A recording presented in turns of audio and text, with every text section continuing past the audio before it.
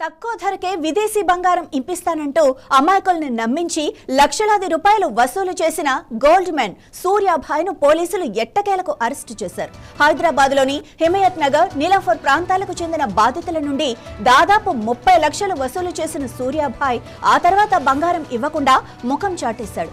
బాధితులు అతడి ఇంటికి వెళ్లి నిలదీయటంతో తన వద్ద ఉన్న 3 ఐఫోన్ల విలువ 10 లక్షలని చెబుతూ వాటితో పాటు 20 లక్షల నకిలీ చెక్కులిచ్చి పంపించేశాడు. ఆ తర్వాత అంతటితో ఆగకుండా బాధితులే తనను బెదిరించి ఫోన్ను లాక్కెళ్లారంటూ ఏకంగా వారిపైనే పోలీసులకు ఫిర్యాదు చేసి నయా డ్రామాకు తెరతీశాడు.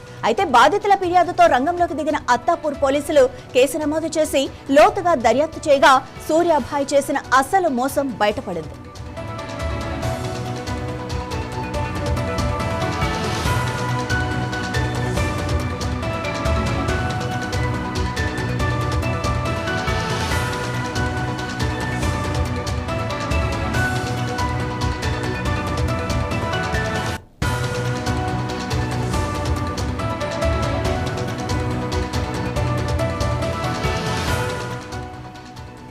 ఈ కేసును తదుపరి విచారణ నిమిత్తం నారాయణగూడ పోలీస్ స్టేషన్ కు బదిలీ చేయడంతో అరెస్టు భయంతో సూర్యాభాయ్ హైదరాబాద్ విడిచి పారిపోవటానికి ప్రయత్నించాడు. సమాచారం అందుకున్న పోలీసులు నిందితుడి కోసం గాలింపు చేపట్టగా హైదరాబాద్ నుంచి షాద్ నగర్ వైపు పారిపోతూ ఉండగా పోలీసులు అతన్ని చాకచక్యంగా అదుపులోకి తీసుకున్నారు. ఇక ప్రస్తుతం పోలీసులు ఈ గోల్డ్ మ్యాన్ ను రిమాండ్ కు తరలించి ఇప్పటి వరకు ఇతడు ఎంతమందిని ఇలా బురుడి కొట్టించాడన్న కోణంలో నిశితంగా విచారిస్తున్నారు. అమాయక ప్రజలు ఇటువంటి గుడ్డి నమ్మకాలతో తక్కువ ధర బంగారం వచ్చే మోసగాళ్లను నమ్మి డబ్బులు పోగొట్టుకోవద్దని ఈ సందర్భంగా పోలీసులు హెచ్చరిస్తున్నారు.